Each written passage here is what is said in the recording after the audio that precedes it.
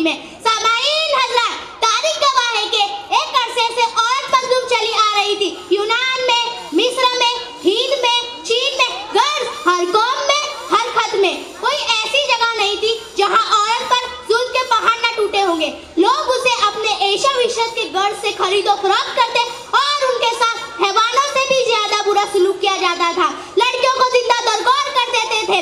दुनिया के ज्यादातर तहजीबों में उसकी सामाजिक हैसियत नहीं थी। उसे हकीर व जलील निगाहों से देखा जाता था।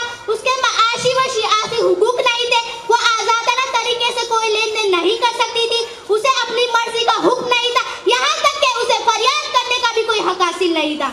इसमें कोई शक नहीं कि बाज़ मर्तबा औरत के हाथ में ज़बान इख्तियार भी रहा है और उसके इशारे पर हुकूमत व सल्तनत गर्दिश करती रही है। यूँ तो खानदान और तबके पर इसका गलबा था, लेकिन बाज़ मसाइल मर्द पर भी एक औरत को बालदस्ती हासिल रही है। अब भी ऐसे कबाइल मौजूद है जहाँ ख्वातीनों का बोलबाला है, लेकिन एक खातून की हैसियत से उनके हालात में ज्यादा फर्क नहीं आया। उनके हुकूक पर दस्तराजी जारी रही और वो मजलूम ही मजलूम रही। सामाईन हज़रात, लेकिन इस्लाम एक ऐसा मजहब है जिसने औरत पर एहसाने अजीम किया और उसे जिल्लत भरी जिंदगी से बाहर निकाला जबकि वो उसके इंतहा को पहुंच चुकी थी।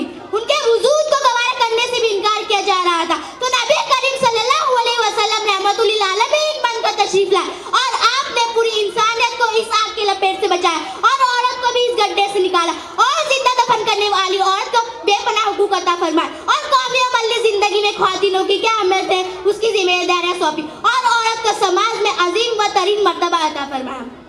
सामाईन हज़रात, अल्लाह ने औरत को सबसे पहले एजाज दिया, उसे बराबरी के साथ आदम अलैहिस्सलाम के साथ जन्नत में रखा।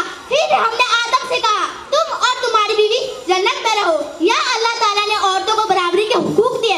आज का मगरिब इंसानों के बना हुए कानून की तहत औरतों के हुकूक की बात करता है जो कुरान की रोह से जहालत के सिवा कुछ नहीं। कुरान शरीफ में कई जगह औरतों के हुकूक और उनकी अहमियत के बारे में जिक्र है। औरतों के लिए भी मारूफ तरीके पर वैसे ही हुकूक है जैसे मर्द के हुकूक उन पर है। सूरह बकरा की आयत नंबर 228 से यह साबित होता है कि रब करीम ने खुद कुरान शरीफ में शुरू ही से औरतों के हुकूक का हुक्म दे दिया हो जिसे दुनिया की कोई भी ताकत सलम नहीं कर सकती। ये औरतों के लिए बड़ा एजाज है। उनकी रब की तरफ से दूसरी जगह कुरान शरीफ में अल्लाह ताला ने फरमाया इसी तरह जिन औरतों को तिलाक दे गए हैं ये इन्हें भी कुछ ना कुछ देकर रुखसत करे। यह हक है मुत्तकी लोगों पर गौर फरमाए। जब कोई किसी को फारिग करता है तो कौन किसको कुछ देता है। फिर भी अल्लाह ताला ने औरतों के हुकूक का ख्याल रखा और औरतों के हुकूक के बारे में मजीद फरमाया औरतों का भी उस माल में हिस्सा है जो माँ बाप और रिश्तेदारों ने छोड़ा हो। सामाईन हज़रात, अल्लाह ने रिश्तेदारों के माल में औरतों का हिस्सा रखा है। यह हुकूक अल्लाह ताला की तरफ से औरतों के लिए। इसी तरह हदीस शरीफ में कई जगहों में रसूल अल्लाह सल्लल्लाहु अलैहि वसल्लम ने औरतों के हुकूक की बात की है।